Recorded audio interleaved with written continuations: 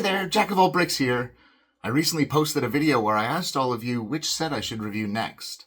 And so, here I am to give you the results between the Star Wars logo and the U-Wing.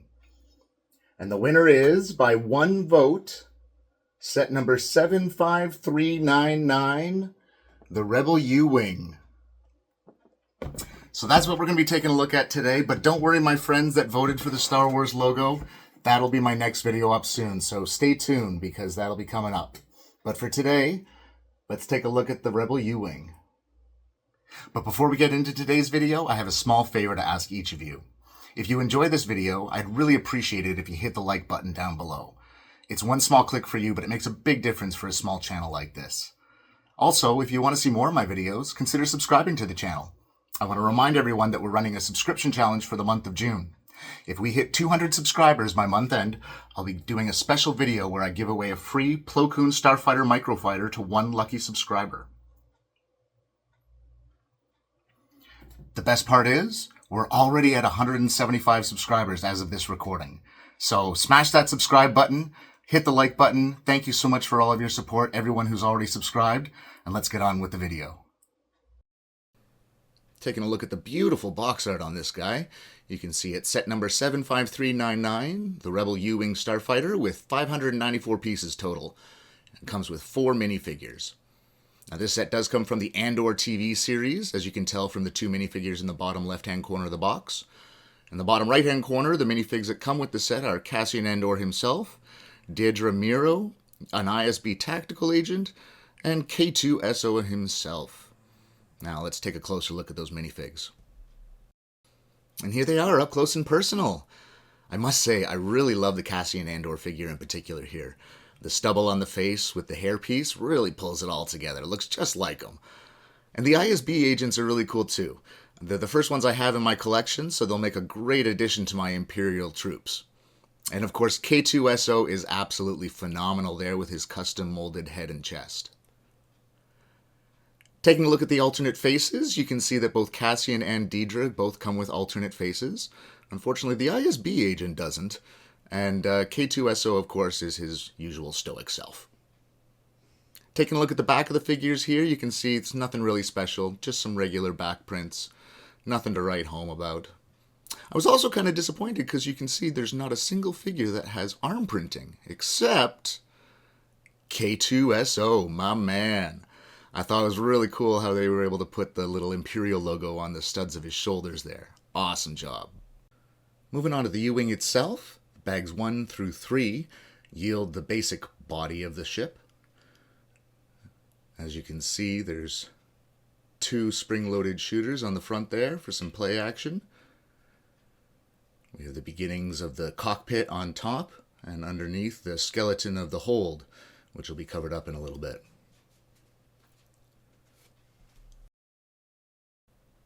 Bag number 4 adds the 2 wings on either side of the previous build. Really increases the footprint of this model. I must say, I was quite surprised with how long it was once we attached the wings here. Pleasantly surprised, don't get me wrong. Starting to look like a U-Wing finally. Speaking of U-Wings, the way that the wings move back when it goes into hyperdrive is really cool.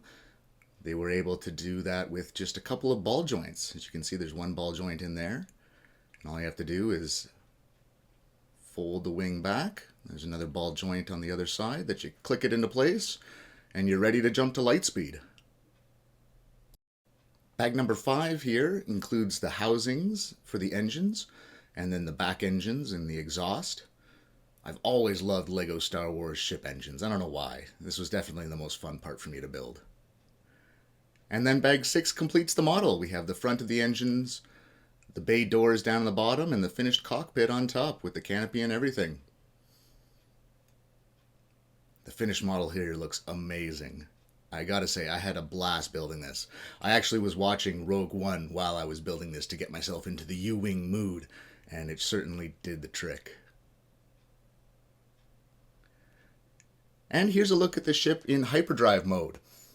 As you can see, it really extends the footprint of it. I wouldn't imagine too many people are going to be displaying it in this fashion, unless maybe they're hanging it from the ceiling. The mechanism here for the spring-loaded shooters are really cool, by the way. You notice when you push them in all the way, the top plate by the canopy there raises slightly. So when you push them in, all you have to do is press on that little plate right there, and it shoots them right off. So cool. That'd be so much fun to play with if I were a kid. Heck, even though I'm not a kid. And speaking of the canopy, I really like how flush it is with the rest of the model. So flush, in fact, that they added this little mechanism back here that if you push on it, it pops up the canopy a little bit so you can actually open it up a little easier instead of trying to have to dig your fingernail under the edge to lift it up. Very intuitive. My only main complaint here is the hold in the bottom. Although it looks great, as you can see, I struggled to get my finger in there to even open it up. And once I do, the interior is so tiny. I mean, you can maybe cram a single minifigure in there, but that's it.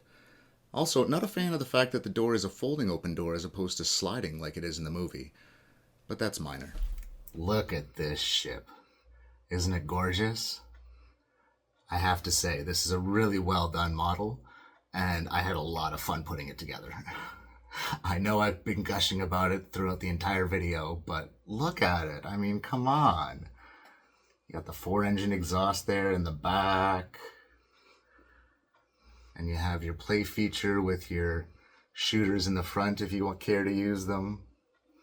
Just overall, a really, really good set. I'd highly recommend it to anyone. It's a great addition to anyone's collection. So overall, I got to give this set a solid 9 out of 10. And boy, does this set deserve it.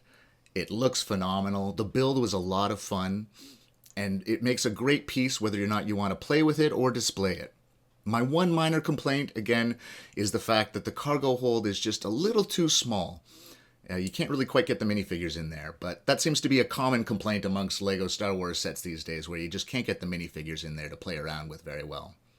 But what are your guys' thoughts on this? Let me know down in the comments. Also, don't forget to subscribe to my channel. We're almost at our 200 goal for the month of June. Thanks so much, everyone, and may the bricks be with you.